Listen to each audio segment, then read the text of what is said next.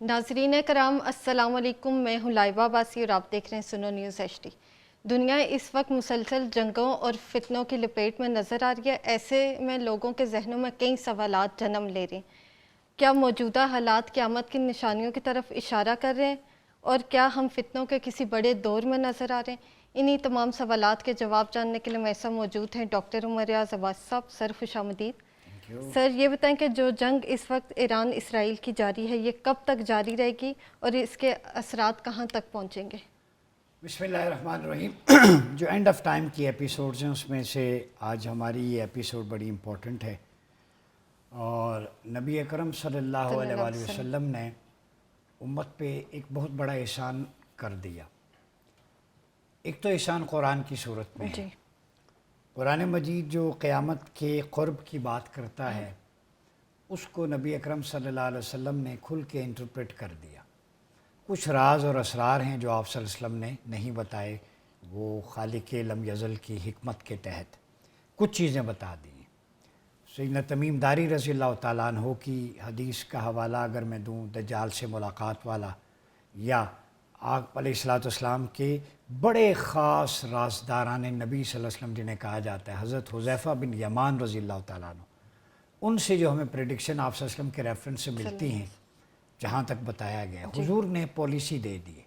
अब मैं यहाँ पे नाजरीन को एक बात बता दूँ, ईरान, इज़राइल और अमेरिका की वॉर समझने से पहले ये जो आजकल लफ्ज़ बयानिए का आप बहुत ज़्यादा शोर सुनती हैं, नैरेटिव बिल्डिंग,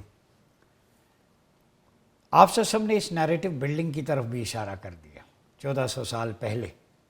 तो उम्मत मुस्लिमा की पॉलिसी मेकर्स को भी मैं कहूँगा, आमतुन्नास को भी, खवास को भी, अल जज़ीरा क्या कह रहा है, CNN, BBC, स्काई न्यूज़, ये इनका एक नैरेटिव है।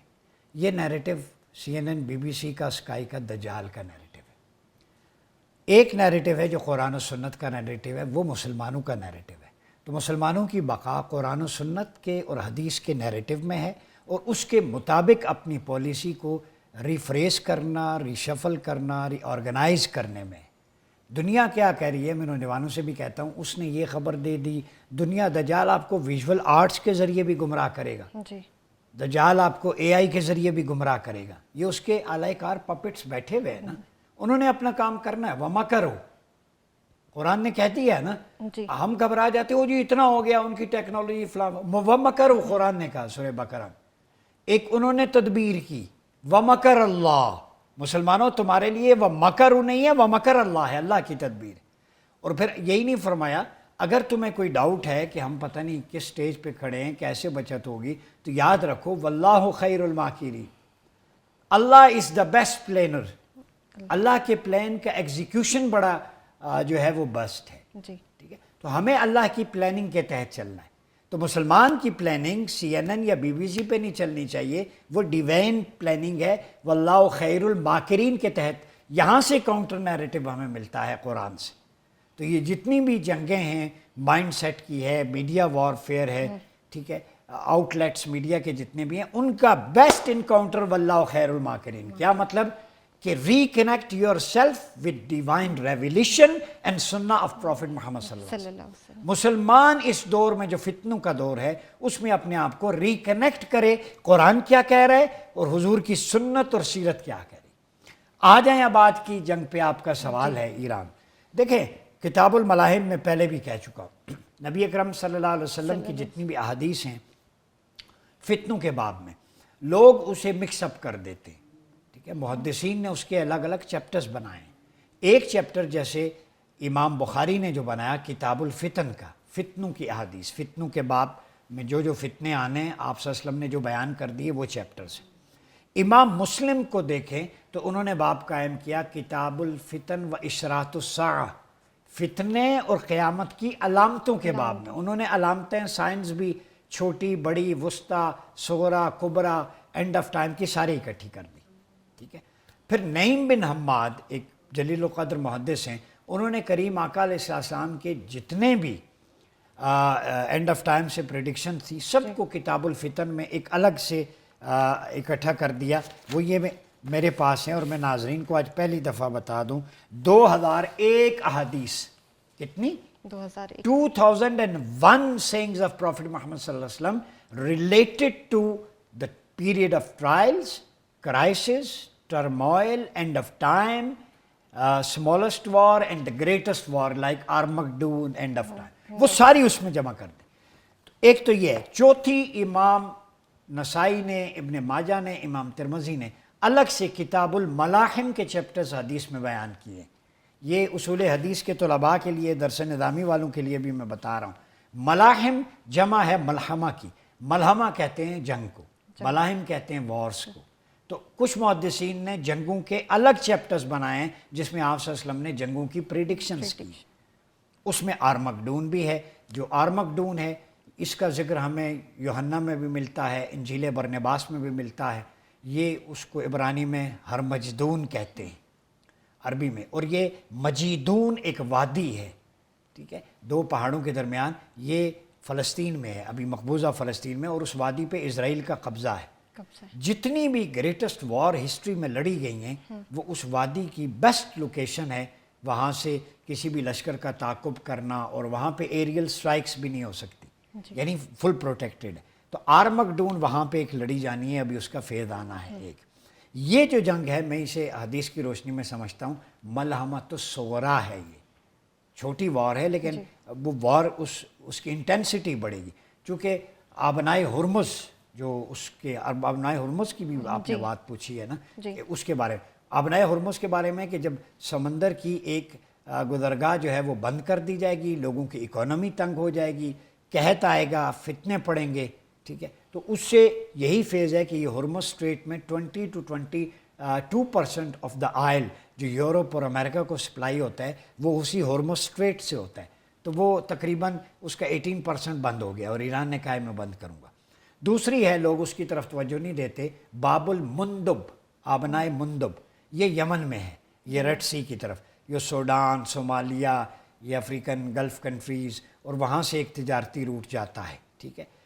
اب اس پہ بھی بہت زیادہ جو ہے وہ ریڈ سی میں چونکہ بلاکیج بھی ہے اور یمنیوں پہ اٹیک ہو رہے ہیں. تو وہاں حضور کی پریڈکشن ہے کہ ایک وقت میں اسلام کی مدد و نصرت اہل یمن کے ذریعے ہوئی. تو اس وقت آبنائے مندب کی پروٹیکشن میں اہل یمن کھڑے ہیں وہ اسلام کے لیے, اور بیت المقدس میں مسلمانوں کا ایک گروہ آخر تک لڑتا رہے گا جن کو کوئی مغلوب نہیں کرے گا. وہ حزب اللہ, وہ آپ کی جناب حماس, یہ گروہ جو القدس کی حفاظت اور آزادی کے لیے لڑ رہے ہیں, ان کے لیے بشارتیں ہیں. اور ان کے لیے کہا گیا ہے طوبیٰ للشام, شام کے لیے خوشخبری سے مراد اہل شام کے قطب, ابدال, واریئرز اور مجاہدین کے لیے حضور نے خوشخبری دی. کیونکہ یہ شام کی ٹیریٹری ہے کہ اجنتہا الرحمن, کہ اس پر اللہ کے فرشتوں کے جو ہے وہ پر کیے ہوئے صاحبان ہیں اس کا. اور پھر اسی لیے فرمایا اذا فسد اہل الشام فلا خیر فیکم. نبی آخر الزمان صلی اللہ علیہ وسلم فرمایا جب شام میں ہلچل ہو نا, فساد بگاڑ, امت میں خیر نہیں ہو سکتی. یعنی آپ کے پیریڈ آف ٹرائل شروع ہو گئے. حضور پالیسی دے رہے ہیں, آپ کو بتا رہے ہیں, اس کے مطابق آگے چلو. تو شام میں ٹرمائل آئے ہوئے کتنا عرصہ ہو گیا, ہم ہاتھ پہ ہاتھ دھرے بیٹھے رہے. اب یہ جنگ آئی ہے تو ایران جو اس جنگ میں اٹیک کر رہا ہے گلف کنٹریز میں, وہ عرب ممالک کو نہیں مار رہا, وہ وہاں پہ امریکہ اور صہیونی استعماری طاقتیں جو اڈے لیے بیٹھی ہیں ان کو ٹارگٹ کر رہا ہے. اب یہاں بھی بیانیے کی جنگ ہے. امریکہ ایک تیر سے اسرائیل 10 شکار کھیل رہے ہیں. ایک تو انہوں نے ان کی ذمہ داری لی, ایران کا خوف ڈال کے وہاں اڈے بنائے. اب وہ وہاں پہ اپنے فوجیوں کو اڈوں سے ہوٹلوں میں منتقل کر رہے ہیں. تو ایران ان کی لوکیشن دیکھ رہا ہے, وہ ان فوجیوں کے پیچھے جا رہے ہیں. اب وہ ایران کو کہہ رہے ہیں دیکھیں آپ کی سالمیت سوورینٹی وائلیٹ ہو گئی. بھائی کیسے سوورینٹی؟ لائبہ پڑوس میں جو 2 گھر ہوتے ہیں نا, سمپل میں مثال دیں, کسی کا گھر اگر پڑوس کے خلاف استعمال ہو تو آپ پہلے اسے کہیں گے بھائی جان مہربانی کریں آپ ہیں, نہیں میرے گھر میں مہمان آیا ہوا, تو اس یا مہمان کو نکال دیں یا اس کو کہیں مہربانی کر کے ہمیں تنگ نہ کریں. تو کسی کی زمین بھی, جیسے افغانستان کو پاکستان نے پیار سے سمجھایا, وہ نہیں مانے, دہشت گردوں کی پناہیں حملے, ہم نے اٹیک کیا. تو ہم نے افغانستان پہ حملہ نہیں کیا, ہم نے ان دہشت گردوں کی کمینگاہوں کو اٹیک کیا. تو یہ تو شرن بھی, اخلاقاً بھی, ایتھیکلی بھی, وارفیئر میں بھی, یہ سارا انٹرنیشنل لاء میں ہے, ٹھیک ہے. تو ایران اپنی سالمیت کے لیے امریکہ کے پیچھے جا رہا ہے, نہ کہ گلف کنٹریز کے. تو میں سمجھتا ہوں یہ جنگ رکنے والی نہیں. اس کے بارے میں ائمہ اہل بیت اطہار کی پریڈکشن ہے. حضرت مصعب کی روایت میں پڑھ رہا تھا کہ رمضان میں فارس کے اوپر جب آسمان پہ آگ ہو, آگ سے مراد یہ ڈرون، یہ میزائل، وہی جنگ ہے، ٹھیک ہے، اور اس میں اس کے بعد جو ہے وہ امام مہدی علیہ السلام کا ظہور بالکل قریب ہوگا۔ تو یہ جنگ اس نے بنیاد رکھ دی ہے کہ یہ اسلام ورسز سیونزم ہے، کیونکہ نیکسس مودی اور جو ہے نیتن یاہو کا وہ بلڈ ہو گیا، وہاں پہ وہ گیا، اور دجال کا بحر ہند کے کسی جزیرے سے جہاں پہ قید ہے ظاہر ہونا، یہ بھی اس بات کا ثبوت ہے کہ یہ بے آف بنگال جو انڈیا میں ہے، اس کے ڈیپ نیچے کر کے ایک جزیرہ ہے، وہاں پہ شاید قید ہے اب تک کی تحقیق کے مطابق۔ میں نے اس کی میپ پہ لوکیشن ساری احادیث کے مطابق دیکھی ہیں، تو یہ کریڈٹ بھی ہندوتوا کے کھاتے میں آیا کہ دجال ان کے جزیرے میں قید ہے۔ تو حضور نے بھی فرمایا تھا کہ فتنہ مشرق کی طرف ہے، قرن الشیطان، یہ وہاں سے مشرق یہاں یہ خطہ ہندوستان کا بنتا ہے، تو دجال کا فتنہ بھی ادھر ہے۔ اب ہندوتوا اور زائونزم کے نیکسس کا آپس میں سمجھ اس لیے بھی آتا ہے کہ انہیں بھی پتہ ہے کہ ان کا مسیحا یا دجال جو ہے ان کے پاس ہے، یہ اس کے میزبان ہیں ہندوستانی، تو اصل میں مودی میزبان ہے دجال کا، دجال مہمان ہے مودی کا، وہ بحر ہند میں ہے جکڑا ہوا۔ تو اب یہ جب غزوہ ہند ہوگی تو ہم ٹھوکیں گے ان کو، اس غصے میں دجال نکلے گا، پھر ایلیا کی طرف اٹیک کرے گا، اور یہی افواج پاکستان، ترکیہ اور یہ مڈل ایسٹرن کنٹریز، ایران مل کے پھر امام مہدی کی میت میں ادھر لڑیں گے۔ تو things are going towards that scenario, جسے کہتے ہیں ملحمۃ العظمیٰ احادیث کے اندر۔ تو یہ جنگ رکنے والی نہیں ہے، یہ فیس چلتا رہے گا، اور اس میں مسلمانوں کے لیے احادیث سے کنیکٹ کر کے ایک ایک حدیث آپ کو پل پل کی اسٹریٹجی بتاتی ہے کہ آگے کیا کرنا۔ سر آپ نے ابنائے ہرمز کے بارے میں بات کی ہے، یہ بتائیں کہ ابنائے ہرمز کا احادیث میں کیا ذکر ملتا ہے؟ جی بالکل ملتا ہے، اس میں جیسے علامہ زہری فرماتے ہیں کہ یہ ایک آگ ہوگی حجاز سے نکلے گی جس کی روشنی میں بصرہ کے اونٹوں کی گردنیں روشن ہوں گی۔ پھر فرمایا کہ پہلے راستے کے بند ہونے سے پہلے یمن والوں کا سوائے ٹڈیوں کے کوئی توشہ نہیں رہے گا، یہ ملک شام میں داخل ہوگی، اور بعض محققین لکھتے ہیں کہ سمندر کا ایک راستہ بند ہوگا، وہ ابنائے ہرمز کی طرف اشارہ ہے۔ اس کے بعد خشک سالی ہے، فتنے ہیں، جنگیں ہیں، ٹھیک ہے۔ خشک سالی سے مراد یہ ہے کہ زمینیں فصلیں نہیں اگیں گی، اتنا ایٹم، شعلے، میزائل، اب ایئر تو پولوٹیڈ ہو گئی، اتنے ڈرونز میزائل چل رہے ہیں، اس کا ایفیکٹ تو ہوگا، بارشیں نہیں ہوں گی، فصلیں اجڑ جائیں گی۔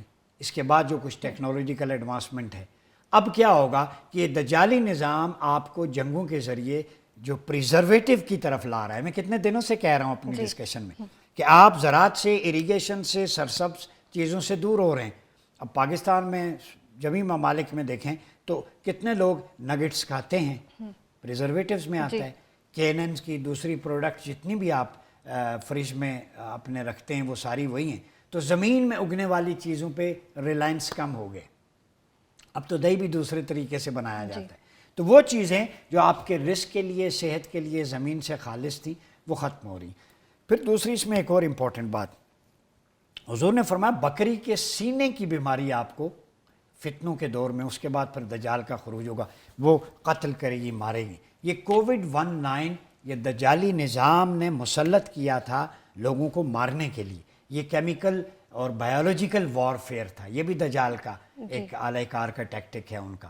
اس کے ذریعے انہوں نے ایک تو اپنی ویکسین بیچی، فارماسوٹیکل پہ انحصار زیادہ ہوا، کیونکہ فارماسوٹیکل انٹرنیشنل مافیا جتنی بھی ہیں جیوز کے کنٹرول میں ہیں، انڈسٹری، اکانومی، بینکنگ سیکٹر، سارا کچھ۔ دجال سے پہلے وہ سب اس کے اعلی کار وہ نیٹ ورک اپنے شکنجوں میں لینا چاہتے ہیں تاکہ اس کی لڑائی کے وقت حالات سازگار ہوں ان کے لیے۔ کہ امت کیوں نہیں سمجھتی، ہم کہتے ہیں سودی معیشت سے نکلیں، اسی لیے ہم کہتے ہیں کہ قوت نافذہ، پولیٹیکل اسلام جب تک خلافہ نہیں نافذ ہوتی آپ کمزور ہوں گے۔ اس وقت امام مہدی کے لشکر کو سٹرونگ بنانے کے لیے ویل ایکوپڈ ہونا ضروری ہے، اس کے لیے نظام آپ کے پاس ہو، معیشت آپ کی ہو، بلا سودی معیشت ہو، آپ کا ایگریکلچر مضبوط ہو، ٹیکنالوجی آپ کے پاس ہو، جاگیں، ہر چیز میں ان کا مقابلہ کریں۔ تو یہ بیانیہ، تو یہ کووڈ-19 کے جنہوں نے ویکسین لگوائی وہ دجالی ویکسین تھی، کتنے ہارٹ اٹیک سے لوگ مرے ہیں اس ویکسین سے۔ وہ دنیا کی آبادی کو کنٹرول کرنے کا دجالی پروٹوکولز میں لکھا ہوا ہے، ان کا منصوبہ تھا 8 ارب سے زیادہ نہیں ہونے دینی، یہ بھی ہے۔ تو یہ جو ابنائے ہرمز کی آپ نے بات کی نا، یہ میرے خیال میں ہم ملحمۃ العظمیٰ کا نقطۂ آغاز کہیں، کسی کتاب کا پریمبل ہوتا ہے دی بادشاہ، ٹھیک ہے، آرمگڈون، غزوہ ہند، ملحمۃ العظمیٰ، ان تینوں کا پریمبل جو ہے وہ اسرائیل ایران ابھی کی وار ہے، دیباچہ، یعنی دروازہ کھل چکا ہے. اب اس کے بعد جو یہ سارے پروسیس ہونے، چین آف ایونٹس، استنبول کا ٹاپل ہونا، پھر فتح ہونا، غزوہ ہند کا ہونا، ٹھیک ہے، ملحمت الصغریٰ اور مقدون، پھر اس کے بعد ملحمت العظمیٰ، پھر یہودیوں کا قتل عام غرقت کی مثال ہے جو یہ چین آف ایونٹ. تو ان چین آف ایونٹس کی بنیاد یہ جنگ ہے، میں دعوے سے کہتا ہوں تحقیق کے مطابق یہ رکنے والی نہیں ہے. ہرمز اسٹریٹ کا امپیکٹ اکانومیکلی گلوبلی پڑے گا. اب بہت سارے ممالک اس میں کود پڑیں گے. جنگیں اب یہ نہیں ہوں گی اس طرح کہ سارے ملک کود پڑے، ایک دو آگے ہوں گے، پیچھے ان کے سمپیتائزرز فیسیلیٹیٹرز ہوں گے. اب نیریٹیوز کی جنگ ہوگی، ٹیکنالوجی کی ہوگی، سرویلنس کی ہوگی، آرٹیفیشل انٹیلیجنس کی ہوگی، ٹھیک ہے، مائنڈ کنٹرول کی ہوگی، ڈیزیز کی ہوگی، ٹھیک ہے، ویکسینیشن کی، مختلف ملٹیپل فرنٹس پہ ہوں گی. تو یہ حضور نے فرمایا تھا فتنہ سیاہ ہوگا، کسی کو سمجھ نہیں آئے گی. میں ترکیہ میں آپ کو یاد پھر کہہ دوں 2021 میں ایک پیپر پڑھنے گیا اناتولیا، وہاں کچھ یروشلم کے یہودیوں سے میری اسکالر سے ملاقات ہوئی. انہوں نے کہا کہ we have started operation black sea against Muslim world, specially against Iran and Pakistan. میں نے کہا وٹ ڈو یو مین؟ جی انہوں نے کہا gentleman Abbasi, black sea means black water, you can not find anything in black sea. اب black سی میں کوئی چیز نہیں ملتی، کیا ہو رہا ہے کوئی نظر نہیں آ رہا. اسی کے بارے میں حضور نے فرمایا کہ فتنے گھروں پہ بارش کے قطروں کی طرح برسیں گے، حرج ہوگا، کسی کو نہیں پتا ہوگا قتل کیوں کر رہا ہوں، قتل کیوں ہو رہا ہوں. یعنی وہ آج وہ بلیک سی کہہ رہے ہیں، حضور نے بلیک سی کی 1400 سال پہلے پریڈکٹ کر دیا تھا. یہ فتنے اتنے زیادہ ہوں گے ملاحم کی صورت میں، گھروں میں، ہر شے میں. تو یہ آج جو یہودی بلیک سی کہہ رہے ہیں، میرے حضور نے فتنوں کے باب میں پہلے بتا دیا تھا. تو ہم بلیک سی میں جی رہے ہیں. یہ بلیک سی پاکستان کے خلاف کیوں پاکستان، افواج پاکستان پوری دنیا پڑی ہوئی ہے. کیوں پاکستان افواج کیوں؟ یہاں سے ٹھنڈی ہوائیں آتی ہیں. یہاں کی فوج کے بارے میں ہے کہ غزوہ ہند لڑے گی، پھر ایلیا جائے گی. یہ مرکز ہے، یہ حضور کی توجہات کا ضامن ہے، اہل بیت کی. یہ ملک معمول ہے، اللہ کے رازوں میں سے، اس کے پیچھے پڑے ہوئے ہیں. تو امت اور لوگ کھڑے ہوں، اس ملک کو سٹرینتھن کریں اس وار میں. یہ ایران پہ حملہ نہیں ہے، یہ نشانہ ایران ہے، بہانہ ایران ہے، نشانہ پاکستان ہے، ٹھکانہ یہ ہے، یہ بیٹل فیلڈ ہے. تو ہمیں اپنے آپ کو اس کے لیے تیار کرنا چاہیے. آپ نے دجال کی بات کی ہے، تو یہ سر بتائیں کہ دجال کب نکلے گا؟ یہ آپ مجھ سے پوچھ رہی ہیں نبی کرم صلی اللہ علیہ وآلہ وسلم کی احادیث جو میں آپ کے سامنے رکھتا ہوں. جی کہ کریم آقا علیہ الصلوۃ والسلام نے جو اس کے بارے میں روایات، دجال کہاں ہے پہلے تو یہ طے کر لی. بحر ہند کے کسی نامعلوم جزیرے میں جکڑا ہوا. روایت ہے فاطمہ بن قیس کی، کتاب الفتن اشراط الساعہ فی خبر للجساسہ، اور کتاب الملاحم باب جساسہ. یہ فاطمہ بن قیس رضی اللہ تعالیٰ عنہ، آپ سے ہم عشاء کی نماز پڑھ کے نا تو دیر سے تشریف لائے، اور پھر تمیم داری جو بعد میں مسلمان ہوئے ان کے بارے میں کہا کہ انہوں نے مجھے روک لیا، چونکہ تمیم داری کچھ قصہ بیان کر رہے تھے آقا سے. فرمایا کہ طوفان میں سمندر میں کشتی میں پھنس گیا، وہاں جزیرے پہ گیا تو ایک عورت ملی جو اپنے بالوں سے کھینچ رہی تھی. تو اس نے کہا کہ میں دجال کی جاسوس ہوں، جساسہ مؤنث کا صیغہ ہے، تو اس کی فرنٹ مین جیسے کہہ لیں، ٹھیک ہے، اس کی انٹیلیجنسیا دجال کی. تو آج دجال کی intelligentsia Nitin Yahoo, Modi, Trump, یہ سارے وہ ہیں آج کے جساسہ. تو عورت نے، اس نے کہا محل میں ایک آدمی جو بالوں میں جکڑا ہوا ہے، توق پہنایا ہوا ہے، اچھل کود کر رہا ہے. تو اس نے کہا میں دجال ہوں. تو اس نے سب سے پہلے تمیم داری رضی اللہ عنہ سے پوچھا کیا امیوں کے نبی ظاہر ہو گئے؟ تو آپ نے فرمایا ہاں، ان کی اطاعت کی جا رہی ہے. تو اس نے کہا کہ یہ ان کے لیے اچھا ہے. اب دجال ہے کافر، جی ہے فتنہ، سب سے بڑا فتنہ، آدم علیہ السلام سے اینڈ تک حضور نے فرمایا سب سے خطرناک. وہ بھی حضور کی بعثت کے بارے میں فرما رہا ہے تمیم داری سے تمہارے لیے اچھا ہے کہ تم اپنے نبی کی اطاعت کرو. ہائے ہائے، میں اس پہ میرے رونگٹے کھڑے ہو جاتے ہیں کہ دجال یہ کہہ رہا ہے بل اتاؤ قال ذاک خیر لہم، صحیح حدیث ابو داؤد. یعنی دجال بھی مان گیا ہے کہ حضور کی اطاعت میں اور ان کی فرما برداری میں تم لوگوں کی بقا ہے. تو اگر امت سیکھنا چاہتی ہے تو اس جھوٹے کے کہ یہ بات سچی ہے کہ حضور علیہ السلام کی اطاعت میں تمہاری بقا ہے. یعنی دجال کو بھی یہ پتہ ہے لیکن امت کو نہیں پتہ، وہ نافرمانی کر رہی ہے. کتنا میں جھنجھوڑنے کے لیے کہہ رہا ہوں. تو اب دجال وہاں پہ قید ہے، اور وہ فرماتی ہیں کہ یمن یہ شام کے سمندر میں نہیں، مشرق کی طرف ہے. حضور نے 3 دفعہ فرمایا مشرق کی طرف. اور یہ شارحین حدیث فرماتے ہیں کہ مشرق یہ ہندوستان کا یہ ایریا، اور پھر محققین نے اس پہ تحقیق کی، بے آف بنگال سے نیچے جو انڈین اوشن ہے اس طرف، یعنی دجال جو ہے یہ مہمان ہے مودی سرکار کا، پردھان منتری کا۔ تو نریندر موزی جو ہے، موزی یہ چھوٹا دجال ہے۔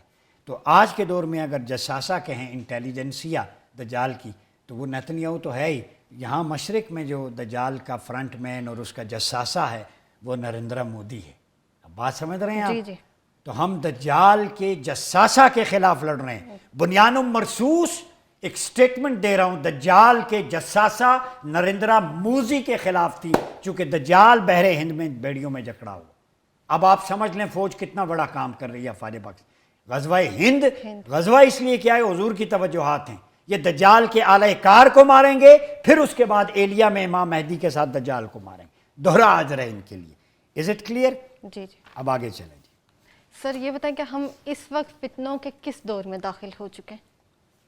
فتنوں کے بہت سارے اسپیکٹس ہیں۔ دیکھیں کہ یہاں آپ صلی اللہ علیہ وسلم نے فرمایا تم لوگ مدینہ اس سے بہتر حالت میں جس میں تھا وہ چھوڑ دو گے، اس میں حشرات الارض رہیں گے، پرندے وہ سب جمع کیے جائیں، قبیلہ مزنیہ کے 2 چرواہے وہ اپنی بکریوں کو چھوڑ کر مدینہ آئیں گے، وہاں وحشی جانوروں کو دیکھیں۔ یہ مدینہ کی جو بربادی ہے نا، خراب المدینہ جو کہا گیا ہے، جی عمران و بیت المقدس، بیت المقدس کی آبادی مدینہ کی ویرانی ہے۔ اس میں یہ کہا گیا ہے بیت المقدس کی آبادی کب، مدینہ کی ویرانی سے مراد مدینہ پہ آزمائشیں، اہل مدینہ یا بلاد شام پورے پہ، چونکہ مدینہ اور مکہ میں دجال انٹر نہیں ہوگا، فرشتے معمور ہیں، لیکن مدینہ کی تمثیل اس لیے لی دی گئی بلاد شام کے بارے میں کہ عمران و بیت المقدس، بیت المقدس کی آبادی تو اچھی بات ہے، لیکن آبادی سے کیا مراد ہے، وہاں یہودیوں کی آباد کاری۔ بالفور ڈکلیریشن کے بعد، خلافت توڑنے کے بعد یہودیوں کو ادھر بسایا گیا، تاج برطانیہ نے بسایا۔ یہ گریٹ بریٹن کا ایک تحفہ ہے، یہ پوری دنیا میں جرائم میں ملوث تھے، ان کو وہاں سے یہاں لایا گیا۔ شاہ کمیشن کی رپورٹ بھی ہے، وہ ہمارے حق میں فیصلہ ہوا، ابھی تک کچھ بھی نہیں ہوا۔ یہ جو عمران و بیت المقدس ہے نا، کہ وہاں یہودیوں کی آباد کاری، یہ اس کا مطلب ہے کہ مدینہ سے مراد تمثیلاً کہ اہل اسلام کی بربادی ہے، مسلمانوں کی، ان کے خلاف ایک پلان وہاں پہ دجال کے اعلی کار گڑ رہے ہیں۔ اس حدیث کے یہ مطلب یہ 1919 سے شروع ہو گیا تھا، 100 سال ہو گئے مدینہ پہ ٹرموائل، اور اہل اسلام کے ٹرموائل کا پیریڈ 106 سال پہ ہے۔ کوئی محقق آج تک نہیں بتائے گا۔ 106 سال ہو گئے مسلمانوں کو پولیٹیکل ٹرموائل میں۔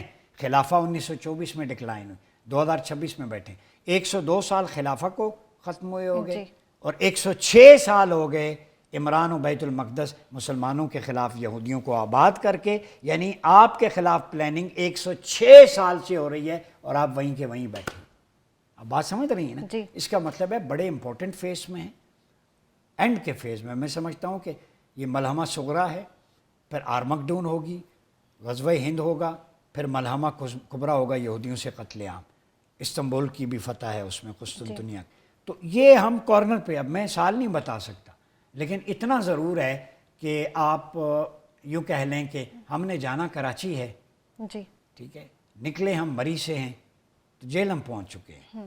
میں اتنا مطلب جو ریسرچ کی بنیاد پہ ائمہ اہل بیت، نعمت اللہ شاہ ولی کی پریڈکشن، حضور کی حدیث، قرآن و سنت، یعنی ہم جہلم سے مراد اب جانا کراچی ہے، سٹارٹ ایبٹ آباد یا کشمیر سے ہوا ہے، ٹھیک ہے، سفر کا 40-50% تقریباً ہم طے کر چکے ہیں۔ اس کے آگے جو ہے اب یہ سواری پہ بھی ہے، اب اس میں ناظرین کو اشارتاً بتا دوں، اب اس سے آگے میرے لب اس لیے خاموش ہیں، محدثین بھی نہیں بولے، اب وہ سفر کراچی تک ہے، تو آپ کہیں گے اس کا مطلب ہے ابھی 15-16 گھنٹے تو ہیں، تو اس کا مطلب ہے کہ اگر گاڑی پہ جائیں تو اتنا ٹائم، ٹرین پہ 18 گھنٹے، بائی ایئر جائیں تو کتنے میں؟ بات سمجھ رہی ہیں؟ اشارتاً بتا دی، بائی ایئر تو آدھے گھنٹے کی بات، تو سفر جو ہے یہاں تک ہو سکتا ہے، گاڑی پہ ہے تو آگے آپ بائی پلین اسلام آباد سے کراچی روانہ ہوں۔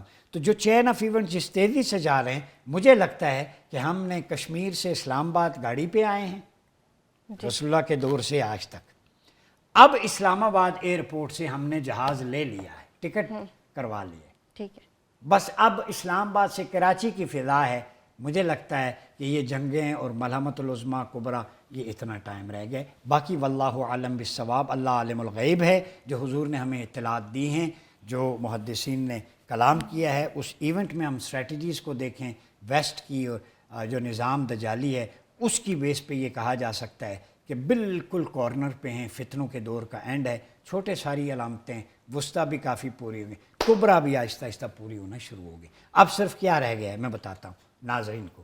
جساسہ، دعوت الارض، دجال 3، ظہور امام مہدی 4، نزول عیسیٰ علیہ السلام 5، خسف 6 زمین کا دھنسنا، آگ کا 7، اور اللہ آپ کو بھلا کرے ارمگڈون 8، ملحمت الکبریٰ 9. یہ 8-9 علامتیں ٹوٹل رہ گئی. اور یہ 7 ہیں، چونکہ قسطنطنیہ کی فتح اور دجال کا خروج 7 سال یا 7 ماہ کے درمیانی عرصے میں ہوگا. یہ سالوں کی گیم ہے، چند سالوں کی یہ ایونٹس بڑے رہ گئے. یہ نہیں کہ 100 سال لگیں گے ایک سے دوسرے ایونٹ میں.